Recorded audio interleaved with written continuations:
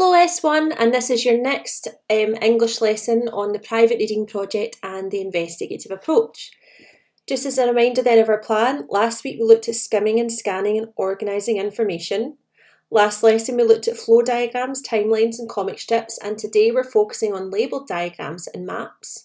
Next week we'll look at how to research information, which will take into account your skimming and scanning techniques and putting information into your own words, before finally picking our topic, and you would discuss that with the science department as well as us, and completing all your research into your topic before moving on to look at how to actually present it. Equally with the private reading project, this is your last week pretty much, this week and next lesson to complete your private reading. Remember, short stories are absolutely fine, but try and do 2 short stories for every 1 novel. So that would be 6 short stories and 3 novels, or a mixture of the 2. And remember that we will talk about private reading later on in the lesson anyway. You're going to start then with a quick quiz on where, and where. So not all homophones in here, but words that are often mixed up. Once you've completed your quiz, I just want you to add your score into the box here so we can keep track of how you're doing in your OneNote. Pause the video, do that now. Let's move on then to our private reading project. And as a reminder, we're looking at 3 novels or 6 short stories and notes on characters, setting, structure and theme. Just like last lesson, I've just put 1 slide in your OneNote this time, because at this stage you really should be just adding a few bits and bobs now for your notes, and maybe developing the notes you had before, for instance. Remember, you can use the time in your live lesson to speak to your teacher about your private reading project, or you could email them or tag them on Teams. But please keep emailing and Teams tagging to daytime hours if you can. Let's move on then to the S1 investigation, where, as you know, you will be selecting and finding information, organising information, creating new texts, working on your presentation skills and your interdisciplinary learning. Before we move on though, I should add that of course you have time for your private reading project built into the lesson, so apologies for not having said for you to pause the video, but you could pause now and go back and add to your notes, or if you had already done that, let's move on. We're going to start then by looking at labelled diagrams. Now, what are labelled diagrams and what are they for? Well, I want you to think about next time you might get like a flat pack piece of furniture. Would it be useful for you to have a detailed paragraph explaining everything that you should do in a really lovely, beautifully written out big passage? What about if you just had a list of instructions? But what if the list of instructions just said use, and then it named a particular nail? But would you know what, out of the packet, what nails that would be? Or if they said, right, pick up the left side board, will you know which one is the left side? I don't know. What about if they only had a picture? And I know if you get a flat pack from IKEA, it's only pictures and there's not a lot of labels in there. Or how about a mixture of the 2? A picture with some information.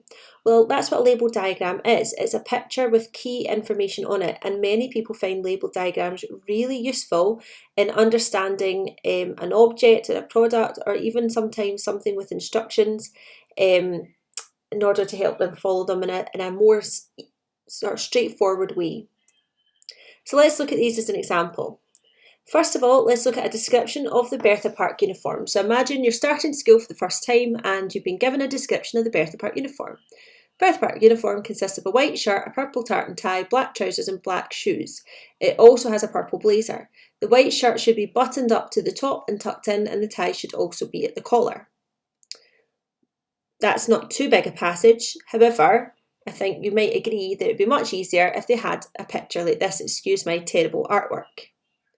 Now look at that going, right, I can see where the tie needs to be. You can see how the shirt should look. Oh, I can see it's tucked in, right? I can see the black trousers, the black shoes and the purple blazer. Perfect. I now know exactly what to wear when I go back to Bertha Park. Let's have a go then. So we are going to look at this description here, and I want you to try and turn it into a label diagram. In a minute, I want you to pause the video and grab one of your English jotters, or a bit of paper and a pen, or a pencil if you have one, or you could go on to OneNote and just use your finger to draw it there, and then you could always type your labels in if that makes it easier.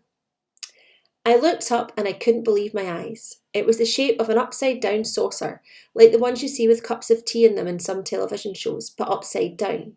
It was silver all over, and I could see fire from where there must have been the jet engines coming from underneath it. There were 3 round windows on the side that I could see, with what looked like 2 metal antennae, probably for the radio transmissions or something. Right, I want you to draw that picture. So say the easiest thing to do would either be in OneNote, using all the drawing functions and typing for the labels, or you could do it on a bit of paper. Remember though, you're doing a labelled diagram, so I want you to point out the different things that were spoken about in that passage. So pause the video, do that now. I then want you to upload your picture into this space here before moving on. Now, as an extension, you may have been doing labelled diagrams already in your science lessons, maybe on the pH scale, for example. If you have something from science that you could draw a labelled diagram of, or if you already have a labelled diagram from science, it would be really useful for you to take a picture and just upload it to this page here. This is not something you have to do, but it's something that you might find useful. Let's move on then to maps. Which is another thing you might use when presenting information in the S1 investigation. Now, an optional activity here, if you have time, is to use the symbol deck of cards in the Anki app to revise your Ordnance Survey map symbols. So you could pause the video and have a wee go of that just now. The key components that we want to see in a map would be a title. It's so important that your map has a title so we know what it's a map of. A compass to show orientation, so you might want to have your map pointing north and then just have the compass, but as long as you can show where north is in your map. I need to see a key, sometimes known as a legend, and you would use this to show, depending on what type of map it was. If it was a treasure map, then you might have a key to explain when something's a tree, when it's a hill, when it's a cave, when it's treasure. If it was a map of, say, the streets, you might have a key to show which shows where the hospital is, which shows a restaurant, which shows I was going to say a gas station. What do I mean? That's so American. Fuel station? Oh, do you know what? I've completely forgotten now, but you know what I mean by gas station. So you need to have a key in there. You need to include a scale. Now, I know in geography you've been taught that in an Ordnance Survey map, every box is a kilometre in every direction. Obviously, though, depending on the size of your map, your scale might be smaller. And it's really important to also include a date, because maps get updated. And so you need to show when this map was done, so that if something changes, your map was accurate for the time it was done.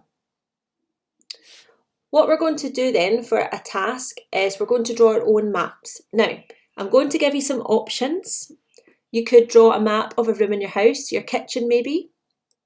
You could draw a map of a famous castle, maybe when it was originally built, where the bits were meant to be, so you might need to use the internet to help you with that. Or you could draw your own Treasure Island map, so I want to leave it up to you. I need you to think about the scale. There is no point in having a box per kilometre scale if you were doing your kitchen.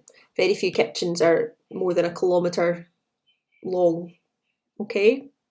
Also think about what things you would include in your key, and go back to the slide that shows the 5 key essential components. So I want you to pause the video and draw your map. If you're finding though that this is taking too long because there's a lot of drawing in today's lesson, then you could either do it at a later date or just look at some more maps to familiarise yourself on how to do it and just leave this task out. If you were able to do your map though, then add a picture of your work in here. Right, let's go over today's lesson then. We looked at where, and where. We looked at private reading and presenting information in label diagrams and maps.